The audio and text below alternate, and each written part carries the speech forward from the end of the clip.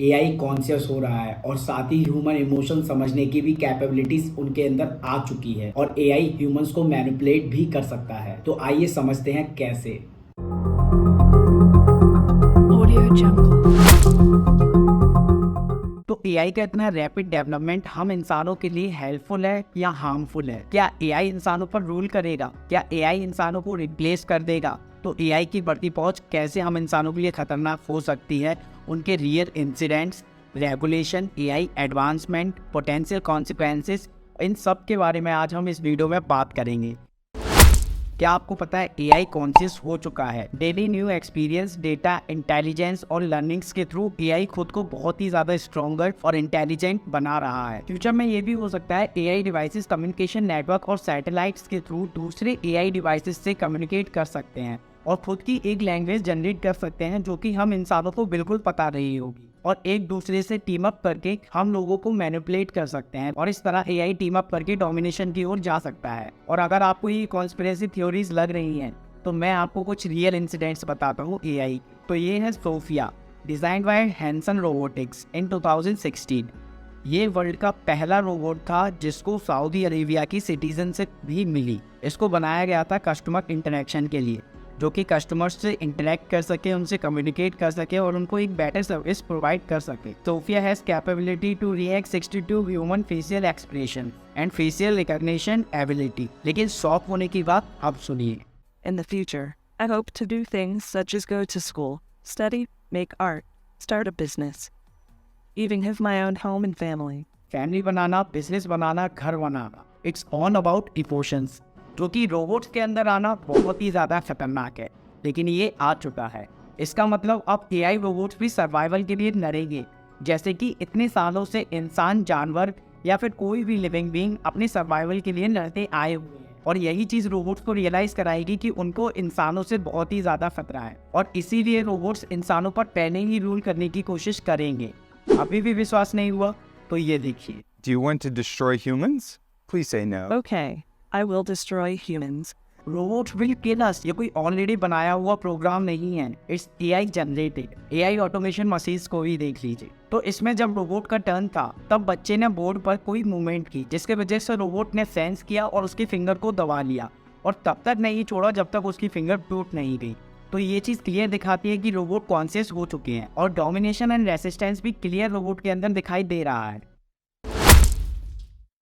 देखा जाए तो भाई एआई बहुत ज़्यादा एडवांस हो चुका है। हाँ, मतलब मैं तो रजनीकांत की रोबोट मूवीज को इमेजिनरी समझ रहा था, बट ये तो रियलिटी बन चुकी है और मार्केट में बहुत सारे एआई डिवाइसेस और टूल्स आ चुके हैं। डॉक्टर्स कैंसर का ट्रीटमेंट एक आईबीएम वॉटसन नाम के चैटबॉट से कर रहे हैं। कार्स ऑटो पायलट हो चुकी हैं, ऑटोमेशन वेपन्स आ चुके हैं और मार्केट में इतने सारे एआई टूल्स और वेबसाइट्स आ चुकी हैं जो कि तहलका मचा रही है, जैसे कि चैट जीपीटी, एलेक्सा, Pictory.com और भी काफ़ी सारे। अब ये यूजफुल होंगे या हार्मफुल वो तो वक्त ही बताएगा। लेकिन इन सब के बाद आता है डीफेक। डीफेक के बारे में आपने नहीं सुना तो हम आगे वीडियो में देखेंगे। एआई की रैपिड डेवलपमेंट का जो सबसे बड़ा खतरा है वो है job displacement. AI entire human workforce को रिप्लेस कर सकता है और इस चीज़ का हम सबको बहुत ही ज़्यादा डर है और ये बात सच भी है, लेकिन सिर्फ तब तक जब तक हम डिनायर बनते रहो। एआई को एक्सेप्ट करो, अपना क्रिएटिव माइंड लगाओ, किस तरह आप एआई को अपनी यूज़ में ले सकते हो और अपनी प्रोडक्टिविटी और अपनी स्किल्स को बढ़ा सकते हो। और जो एआई को एक अपॉर्चुनिटी बनाकर उसको पहचान कर बहुत एफिशिएंटली यूज़ कर रहे हैं, एआई उनके लिए बहुत ही ज़्यादा फायदेमंद है। एआई को एफिशिएंटली यूज़ कैसे करना है इस पर मैं एक डेडिकेटेड वीडियो बनाऊंगा। अगर इस वीडियो पर 100 कमेंट्स आते हैं तो अब बात आती है डीफेक्स की, जिसकी हमने वीडियो में पहले बात की। तो डीफेक क्या है उसके लिए ये वीडियो देखो। Moving forward, we need to be more vigilant with what we trust from the internet. Not everyone bought it, despite bans on claim evidence against. At least in contemporary terms, it is not. जियो रोगन के एक podcast का deepfake बनाकर एक brand ने अपनी खुद की मार्केटिंग कर दी। शायद आप इन सभी लोगों को जानते हो, राइट? लेकिन अब मैं अगर आपको कहूँ कि इनमें से कोई भी रियल पर्सन है ही नहीं, ये सब डीफेक्स हैं जो कि एआई के थ्रू जनरेटेड है। डीफेक किसी का भी डुप्लीकेट बना सकता है और वो उससे कुछ भी बुलवा भी सकता है और आपके फेशियल एक्सप्रेशन भी एकदम वैसे ही लगेंगे कि आप रियल वही चीज़ बोल रहे हो। ये बहुत ही खतरनाक है। अगर सोशल मीडिया पर आपकी कोई 30 सेकंड्स की वीडियो पड़ी हुई है तो उस वीडियो के थ्रू आपका डीफेक बन सकता है। और आपसे कुछ भी बुलवाया जा सकता है जो कि यही लगेगा कि आपने वो चीज़ वीडियो के अंदर बोली है और आपके थ्रू ही वो चीज़ रिकॉर्ड की गई। तो एआई ये चीज़ है, फेशियल एक्सप्रेशन, रिएक्ट्स और फेशियल स्ट्रक्चर को समझ कर ये चीज़ कर सकता है। ये सब तो कुछ भी नहीं है। अब आती है होश उड़ा देने वाली। तो सोचिए, अगर किसी देश के पीएम या देश के स्ट्रॉन्ग पॉलिटिशियन की कोई भी हेट स्पीच की वीडियो बनाकर वायरल कर दी जाए सोशल मीडिया पर, तो ये चीज़ वर्ल्ड वॉर करा सकती है। और ये चीज़ किसी भी ह्यूमन के थ्रू नहीं, एआई के थ्रू भी हो सकती है।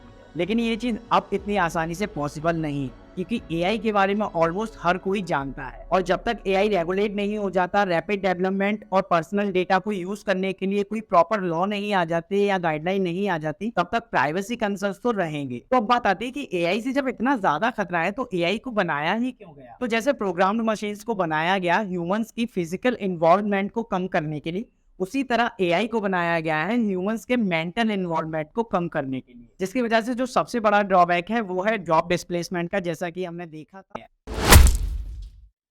तो ओवरऑल एआई को इफेक्टिवली रेगुलेट करने के लिए जरूरत है कोलैबोरेटिव एंड प्रोएक्टिव अप्रोच की that prioritize human safety and wellbeing, और साथ ही ये चीज इनोवेशन और इकोनॉमिक ग्रोथ को बढ़ावा देगी। एंड एआई को रेगुलेट करने के लिए काफी सारी चीजें जरूरी हैं, जैसे कि ethical guidelines, transparency, regulatory framework, collaboration, accountability of developers, users, companies and organisation. And companies should have to conduct an regular risk assessment and imposing penalties for non compliance. तो ये रहा एआई रेगुलेशन का एक example जो कि European union ने मई 2018 में apply किया था डेवलपर्स, कंपनीज और ऑर्गेनाइजेशंस के ऊपर, जिसका नाम है general data protection regulation, GDPR. तो जीडीपीआर रेगुलेट करता है किसी भी पर्सनल डेटा को कलेक्ट करने, यूज करने, प्रोसीड करने के लिए। तो इस तरह की रेगुलेशंस एंड गाइडलाइंस एआई के लिए वर्ल्ड वाइड आनी चाहिए। और साथ ही हम लोगों को भी सोशल मीडिया से थोड़ा दूरी बनानी चाहिए और इन चीज़ों को देखना चाहिए कि हमें सोशल मीडिया पर क्या अपलोड करना है, क्या शेयर करना है और क्या नहीं। तो अब आप मुझे अपने ओपिनियंस कमेंट करके बताइए, और साथ ही मुझे ये बताइए कि आप ऐसे कौन से एआई टूल्स हैं जिसको आप अपनी डेली टास्क में यूज़ करते हैं। और साथ ही इस वीडियो को सभी के साथ शेयर करें जिससे हर कोई एआई से अवेयर हो सके।